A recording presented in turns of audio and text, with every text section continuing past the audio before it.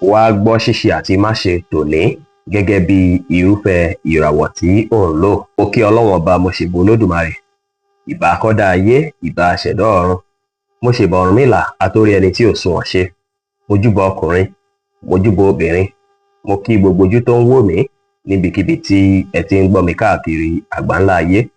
Èyí ni ìwádìí ojoojúmọ́ fún gbogbo ìràwọ̀ pátá àti ṣíṣe àti máṣe fún gbogbo ìràwọ̀ pátá ti tòní tí ń ṣe ọjọ́ Wednesday May 21 ọdún 2025 tá a wà nú ẹ̀ yìí. Ẹ̀yin tẹ́ ń wò mí pátá ẹ dákun ẹ dábọ̀ ẹ bá ń share fídíò yìí kó kárí ilé kó kárí oko kó lè jẹ́ ìwúlò àti àǹfààní fún ọ̀pọ̀lọpọ̀ ènìyàn.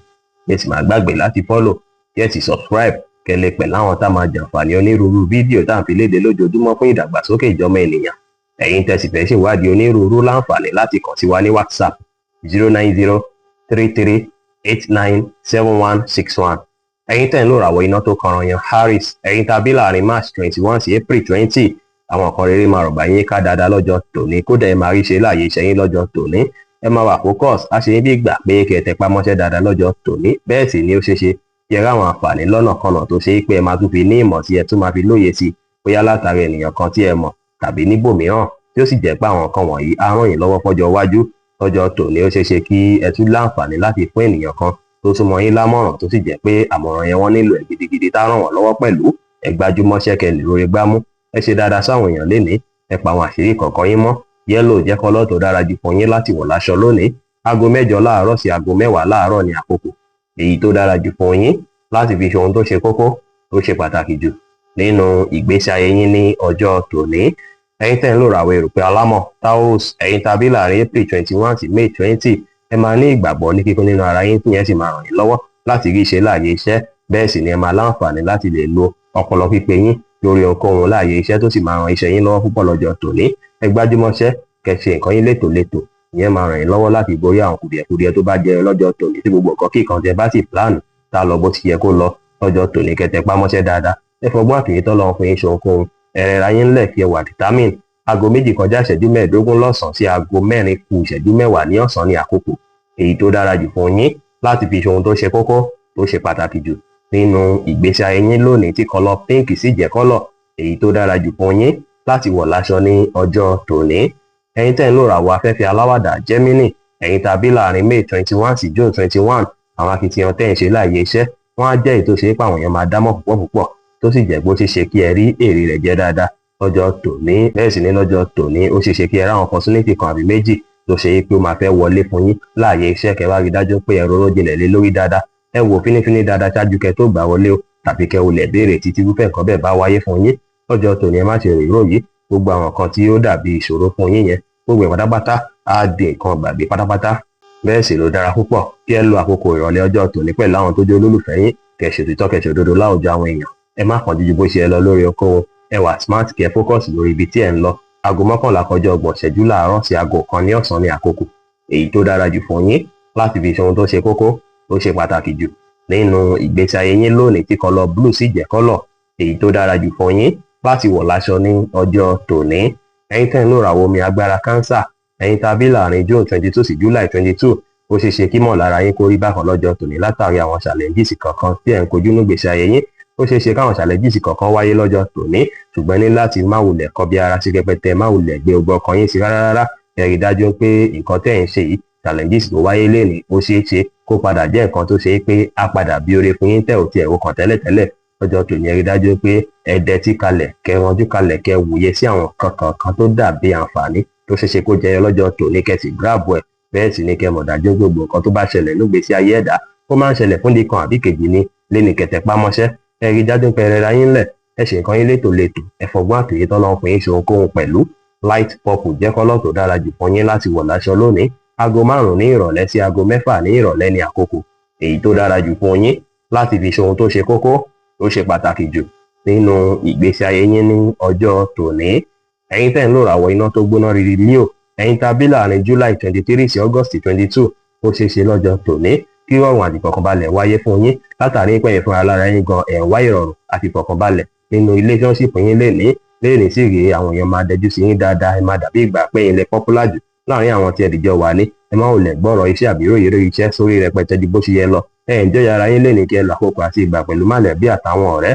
bẹ́ẹ̀ sì ni kẹ́ tún ṣèkí ara yín, kẹ́ ṣètọ́jú ara yín dáadáa lónìí dára. Ẹ má ṣàṣejù lórí ohunkóhun lénìí.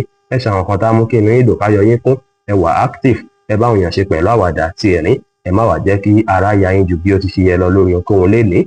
Deep blue jẹ́ kọ́lọ̀ tó dára jù fún yín láti wọ̀ láṣọ lónìí. Aago kan ní ọ̀sán sí aago méjì kọjá ọgbọ̀n ìṣẹ́jú ní ọ̀sán ní àkókò èyí tó dára jù fún yín láti fi ṣe ohun tó ṣe kókó tó ṣe pàtàkì jù nínú ìgbésí ayé yín ní ọjọ́ tòní. Ẹ̀yin tẹ́ ń lò ràwọ̀ erùpẹ̀ funfun Virgo, ẹ̀yin tàbí láàrin August 23 sí September 23, ó ṣeé ṣe kẹ́ wà confused tàbí kó dàbí ìgbà pé àyà yín fẹ́ máa já àbí bẹ̀rù bójú fẹ́ wáyé lọ́jọ́ tòní. Ẹ ní láti calm down, kẹ́ mọ́kàn balẹ̀.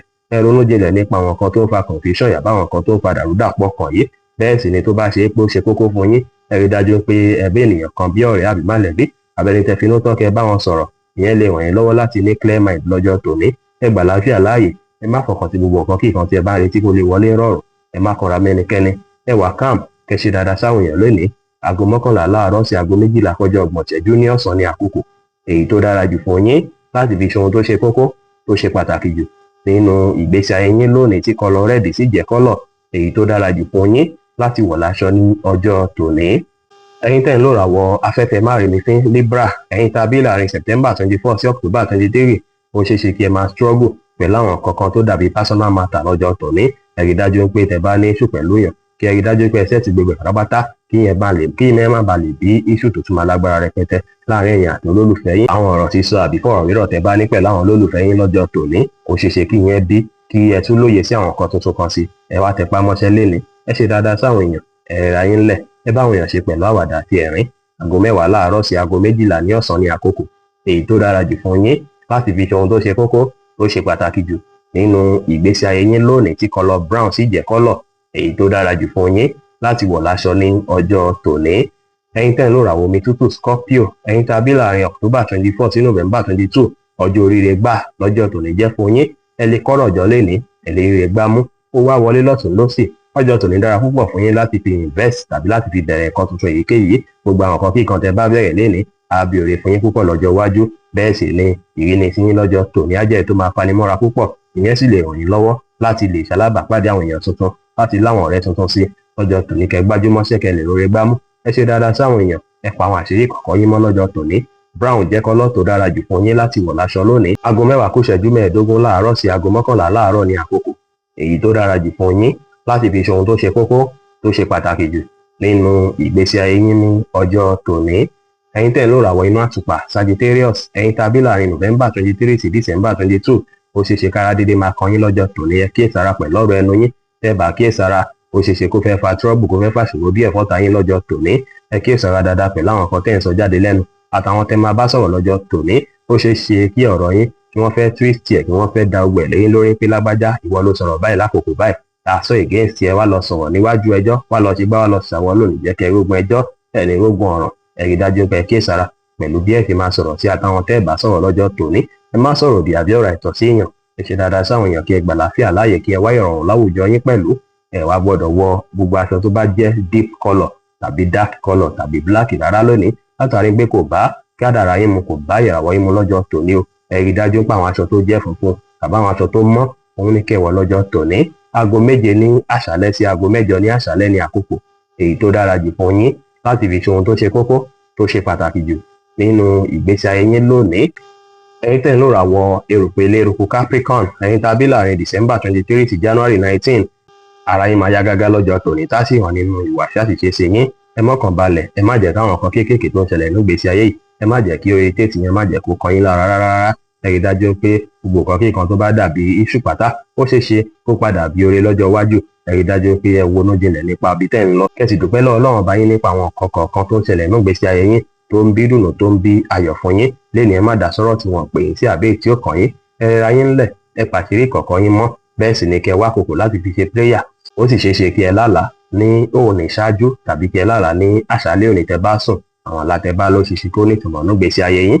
Kírìmù jẹ́ kọ́lọ̀ tó dára jù fún yín láti wọ̀ láṣọ lónìí. Aago 3 ní ọ̀sán sí aago 5 ní ìrọ̀lẹ́ ní àkókò èyí tó dára jù fún yín láti fi ṣe ohun tó ṣe kókó tó ṣe pàtàkì jù nínú ìgbésí ayé yín ní ọjọ́ tòní. Ẹ̀yin tẹ́ ń lò ràwọ̀ afẹ́fẹ́ oníbínú Aquarius, ẹ̀yin tá a bí láàrin January 20 sí February 19, ó ṣeé ṣe lọ́jọ́ tòní kó ṣe ń dìgbà bí kẹ́kọ̀ọ́ dá wà lẹ́yìn nìkan. tàbí kẹ́ wà nílé kẹ́ gbafẹ́ kẹ́ enjoy ara yín.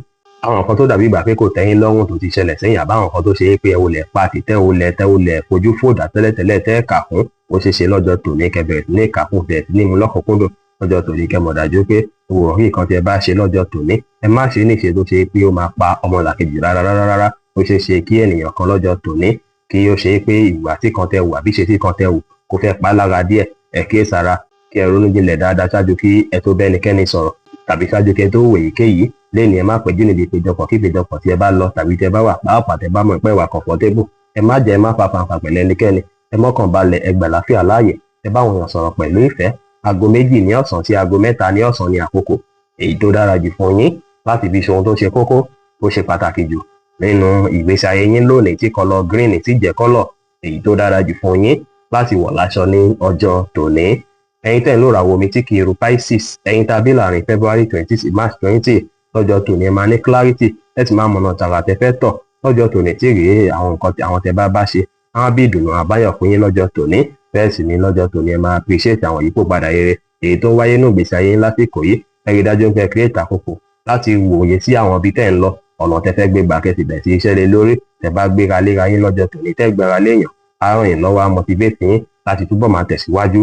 Ó dára kí ẹ ní ìgbàgbọ́ ní kíkún nínú ara yín kí ẹ wà positive ẹ má sọ̀rọ̀ àsọjù láwùjọ ẹ má ṣe ohun tó lágbára jù ẹ̀mí yín lọ ẹ fìfẹ́ àti ọ̀yàyà hàn sáwọn èèyàn kẹ́ sì ṣe dáadáa sáwọn èèyàn lénìí pẹ̀lú. Purple jẹ́ kọ́lọ́ tó dára jù fún yín láti wọ̀ láṣọ lónìí. Aago 3 ní ọ̀sán sí aago 6 ní ìrọ̀lẹ́ ní àkókò èyí tó dára jù fún yín láti fi ṣe ohun tó ṣe kókó tó ṣe pàtàkì jù nínú ìgbésí ayé yín ní ọjọ́ tòní. Bí ó ṣe jẹ́ nìyẹn fún gbogbo irúfẹ́ ìràwọ̀ 12 tó wà pátá ẹ̀yin tẹ́ ń wò mí pátá ẹ má gbàgbé pé Ọlọ́run bo Olódùmarè nìkan lọ́ba tó ní ìmọ̀ jùlọ. Ẹ̀yin tẹ́ fẹ́ ṣèwádìí onírúurú ẹ láǹfààní láti kàn sí wa ní WhatsApp 09033897161. Ire gbogbo ajẹ́ tiwa lónìí lọ́sẹ̀ yìí lóṣù yìí àti ní gbogbo ọjọ́ ayé wa láṣẹ Èdùmàrè. Ire.